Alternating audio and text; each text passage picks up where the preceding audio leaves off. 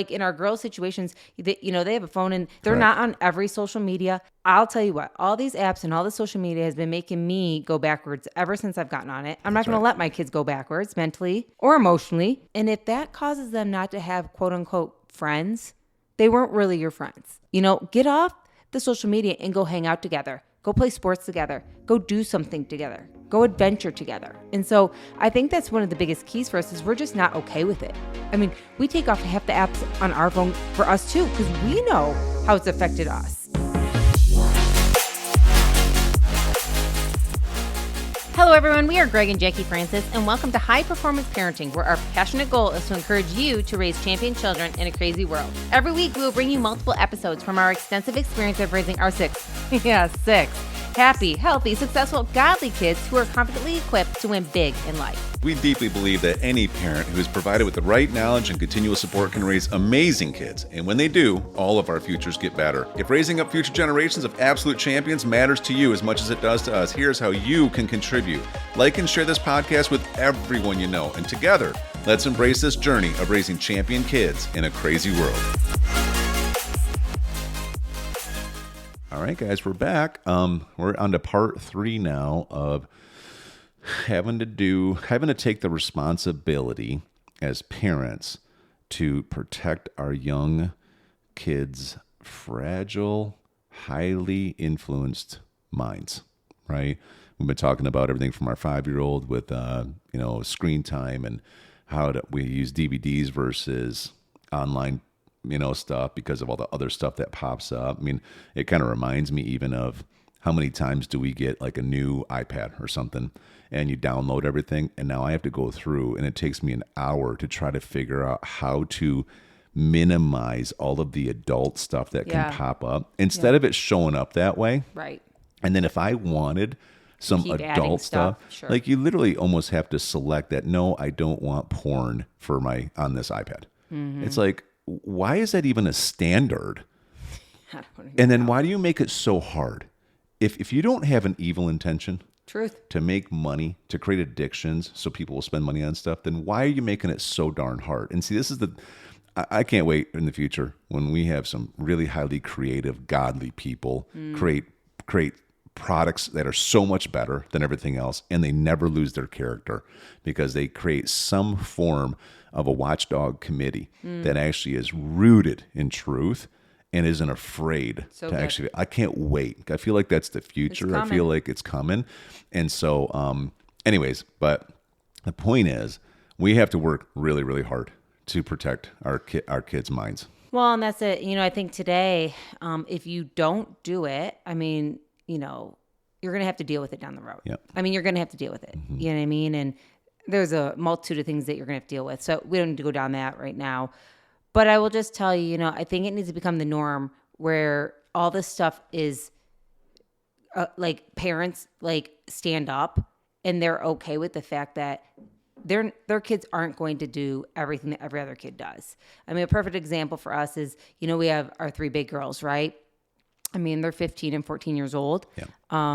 And they need a phone. I mean, they're gone from the home. They need a phone. Yeah, they're going to tennis practice and golf practice. They have friends that they want to communicate with. And I get that. Like, that's all part of being a part of a community. You want to be able to communicate with people. And back in the day, we had a home phone that everyone just called into. And then you saw them at school the next day and you saw them at sports. But here today, it's so differently. And home lines clearly are not the way anymore. But our girls have a phone. And, one of the rules that we decided was that they're going to share a phone. We decided a while ago that not everybody in our house gets their own phone. Like, that's just not the case. And it's not because we don't trust our kids, but it's because we really feel like it's great for each of them to be able to kind of help each other out. Mm-hmm. We don't need everybody on their phone all day, keeping it in their bedroom, not talking to anybody, not looking you in the eye, walking around with your head down the whole time. Our rule at our house, and again, it's not the same for everybody. Everybody has their own thing. But ours is your cell phone stays in the kitchen area. Like, we have a cell phone area where all the electronics kind of go, and that's where it stays every day. Yep. And if you want to come up and use it and talk to your friends and go and do stuff, that's fine. But then it comes back up to that area because at the end of the day, I pick up that phone and look at everything that's gone on for the day. That's right. And the coolest part is not only I do that, but their sisters do. Because if they go try to use the phone and they see something, they're like, Mom, who is Bella talking to here? What's this? You know what I mean? I'm like, I don't know. Let me look that over. That's right. You know what I mean? Or Chrissy's like, I was going to use this and this pop, you know what I mean? And it's like, I think it's so important that in today's world, we realize that anything in our house is ours. Like sometimes people will say, oh, do you think it's okay for you to be sneaking in on your girls about that kind of stuff? Or, you know, not really asking to look at their phone. And I'm like, their phone? Hold on. That's my phone. I'm going to pick up that phone and look at it anytime I want to. That's right. I'm going to walk in their room and look at whatever I want to too. That's right. That's my room. Yeah. They don't rent it from me. They don't do it. I own that room. And it's our responsibility to steward them. That's right. See, I try to explain this to our kids all the time, and you know this, but this is for everybody listening. You know, we've explained this multiple times that I can't expect our kids to honor and listen to us if we aren't honoring and listening to our Father in heaven. Correct. And he instructs us to steward well. Right. He instructs us to equip our children, right? He tells us that that's our job to do that. So I can't shirk my job. I don't care what their emotions are. So I know part of stewarding them is doing the stuff that you're talking about. And if it's not popular with them, this isn't a popularity contest. I care more about God's opinion than I do about my kid's opinion. Well, and what's interesting, again, is I think, first of all, it goes back to is I'm not trying to be their friend. I'm trying to be their parent. So I'm not afraid to hurt their feelings. Yeah. Do you know what I mean? I'm going to do what I'm called to do according to the word of God. And you know what's cool is our kids don't give us reasons to like be checking on things. I will tell you.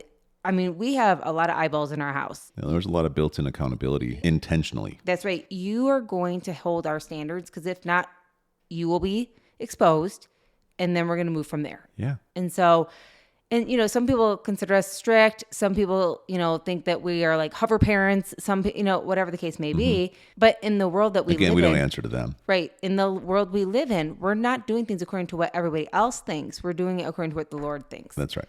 And what you and I have decided we're going to handle together as parents. Yeah. And so if you're sitting there and being like, oh gosh, you know, I don't even know how to get on the same page with my kid on this, or my husband and my wife with this and stuff like that. It starts with the conversation between husband and wife. It starts with mom and dad getting on the same page and then backing each other. And so if like in our girls' situations, you know, they have a phone and they don't get all the apps. You know, they don't get all the apps. They're not on every social media. I'll tell you what, all these apps and all the social media has been making me go backwards ever since I've gotten on it. I'm not going to let my kids go backwards mentally or emotionally. And so they don't get all those things. And if that causes them not to have quote unquote friends, they weren't really your friends. That's right. If we're only friends because we're on social media together, posting on social media together, pretending we're living a life that isn't real, you know, get off the social media and go hang out together. Go play sports together. Go do something together. Go adventure together. And so I think that's one of the biggest keys for us is we're just not okay with it. I mean, we take off half the apps on our phone for us too, because we know how it's affected us. Yeah. I mean, I was just talking to one of our coaching clients recently. I was telling him, I said, these algorithms, they're so intentionally evil and they're calculated.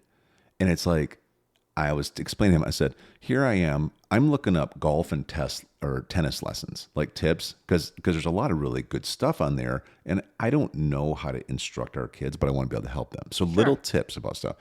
Next thing you know, it turns into, you know, a lady golfer in a pretty, you know, short skirt kind of thing, right? And then next thing you know, it goes from that into something even more provocative, right? And before you know it, it's almost like soft porn is showing up in my feed left and right. And I'm like, what is going on here? You know? And then you realize, oh, you know, because this clicked here and this clicked here, then they keep fulfilling these algorithms to try to lure you into more because they know how you're wired. They know that us men are built, you know, visually stimulated. God made us that way. You know, i.e. how we procreate, right? You know, so they take advantage of ways that God designed us to use stuff in a positive, holy way and turn it into an evil way. And then you see these, you know, and then it turns into like these addictive things that happen across the nation for people right now. And it's like I was explaining to my friend, I said, you know, the reality is we can't even play around with this stuff. No. Just got to stop. Yes. You know, just got to literally stop. So it's like, you know, spend the money and buy the tennis instruction video instead of trying to search through there anymore. It's kind of like where we have to go in order to protect all of ourselves. But then you take it to our kid level and they are so much less mature Yes. and don't even know how to make good decisions in the face of these like calculated ways to pull you into wrong things. Right. And then you see, I listen to, we get asked a lot of advice on parenting, and a lot of it is sad to me when it comes from someone who their kids are at a certain age and they don't know how to get them, back to be a different way. They're like, we see your kids and they're so like happy, and we see that they're so honoring and they're so respectful, and they always give us a lot of accolades. How do I help my kid get there? And then you and I, we always look at each other like, well, you better start at episode 1. Mm-hmm. And you better start implementing little things along the way. Don't think it's too far gone, but this isn't going to be, we can have a 5-minute conversation and you're going to you're going to pull one little lever and everything's going to get right. No. And it's almost always the first thing is like, well, how much time is your kid on the screen? Well, yeah, I know they're on there all the time and they have this. I just didn't want, gosh, all their friends are. I didn't want them to feel awkward. I'm just like, well, that's the problem. Right. You care more about their friends who probably aren't even good influences in your kid's life. You're not even paying attention to that. Now you're trying to accommodate something that and it just snowballs. And next thing you know, you have this army of kids who are quote unquote depressed because they don't even know how to handle living without instant dopamine every 10 seconds. Well, and what's crazy is parents are more concerned about their kids' feelings again or their kids' friends' feelings versus what's right. So you're not even willing to stand up. How do your kids think you're going to be able to stand up to their bad behavior? If you won't even stand up to that, they don't need this stuff. That's right. Do you know what I mean? Like, again, and I will tell you guys again, for anyone out there, we've had these conversations with our kids. It's not like our kids haven't asked us, by the way. They have asked us to have certain apps and phones and screen times and, all the stuff that every kid their age is asking about. You know what I mean? Our kids are not at all just, yes, mom and dad, that'd be great. We'd like to do everything you say type people. You know what I mean? They have strong minds because they come from strong parents who have strong minds. And so it's important for us to be stronger. For sure. I remember this quote one time. And it said, when it comes in a relationship where you love each other, it's if you won't stand up to me, then deep down in my heart, I know you'll never stand up for me. Mm-hmm. And I've never, we talk a lot in our other coaching programs about how, we genuinely want to walk in love. Mm-hmm. Like we really do. But love has to look like something. Correct. It's one thing to say it. It's another thing to do it. And we love our kids so much. We're willing to deal with a world that tries to make us feel like we're weird, literally pressures us to try to get our kids to do stuff that isn't even healthy, but because the other parents won't stand up to it, they feel awkward. Yeah. We make them feel awkward. And so instead of actually just shifting into doing the right stuff, they want to try to get us to actually lower down to that level. And we're just not going to do it. We're just not going to do it. And I'm sure many of you know that out there in the world, like anytime you do it, you feel worse. Oh. Every time I have made the mistake of being like, maybe, hey, hon, maybe we should just this one time let this, or you have, or whatever to me with situations. It has nipped us in the butt every single time, mm-hmm. whether it's happened that day or down the road. Mm-hmm. It has nipped us every single time when we haven't gone back and stuck to our standards. And so true. I just see people today who are like, hey, I love the little kid stages. Gosh, it was so much easier when the kids were little. I know, because we could tell them what to do and they didn't have a mind of their own. That's right. That's why it's so important in today's world. We're available to have these hard conversations with our kids. It's not, hey, just don't do this. It's explaining it to them. It's talking to them about it. It's long perspectives on what this is going to look. It's not just one time. I mean, I can't tell you how many conversations we have about screen time, cell phone, apps, the whole 9 yards. Every time somebody at school, even a teacher or a coach can pressure you to say, hey, just get on this app so we can better communicate with you and stuff like that. And you and I are like, we'll talk to the coach. We're not downloading that app. That's an adult app. Yeah. If they can't include all of us to know what's going on for your sports schedule, then we're not going to play under that coach. Right. And pressuring our 15-year-old girls who are new on a high school team, right. and actually encouraging all these young girls, a guy, kind of a weird guy, by the way, in his probably mid-30s. Weird. Here's why I say weird, because when I'm there, he won't even look me in the eyes. He won't even really acknowledge me. He won't even show any kind of honor or, just social intelligence competence or anything. Right. But yet he'll walk up to all these young girls and say, by the way, you're big girls. You don't need your parents to be. You need to learn to communicate. Like he can give my kids advice. Well, he let the kids know, you know what? Your parents aren't in charge of this. You are. If you want your golf bag, come get it yourself. Your parent can't pick it up. And literally, by the way, you weren't there. This is when I first met him. And the next thing you know, I watch his 2 little kids show up, and they're probably like 6 and under, and they were a nightmare. Oh, shoot. Running around, whacking people with stuff, whining about stuff. He's like one of those parents, like, hey, go stop to do this. He's like yelling out loud in front of everybody, creating a scene, and they don't listen to him at all. And I'm just like, don't give my kids any advice.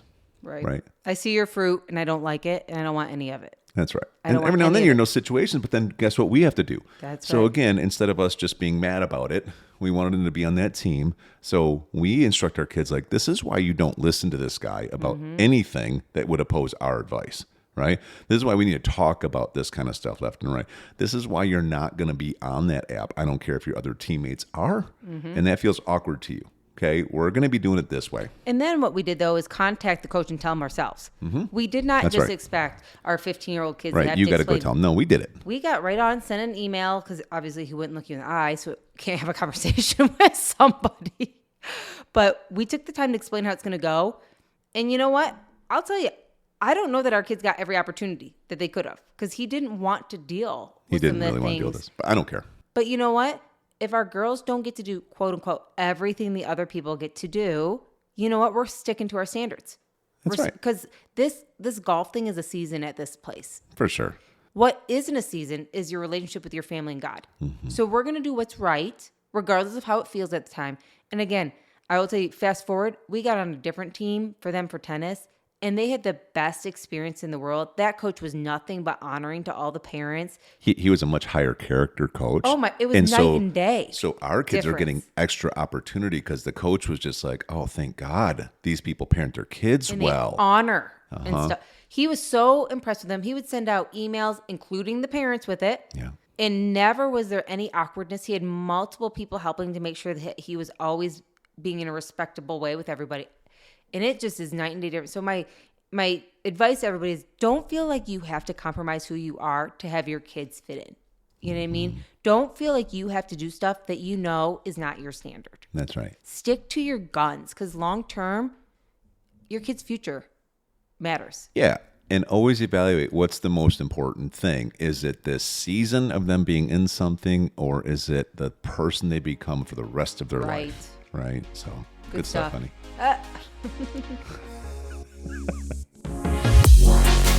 Hey everyone, thanks for listening and thanks for your love and support. We hope that today's episode added tremendous value to you and your family. It would mean so much to us if you would partner with us on our mission of helping parents around the globe raise champion children in this crazy world. To do so, simply take a moment to like and share this podcast with everyone in your network. See you next time.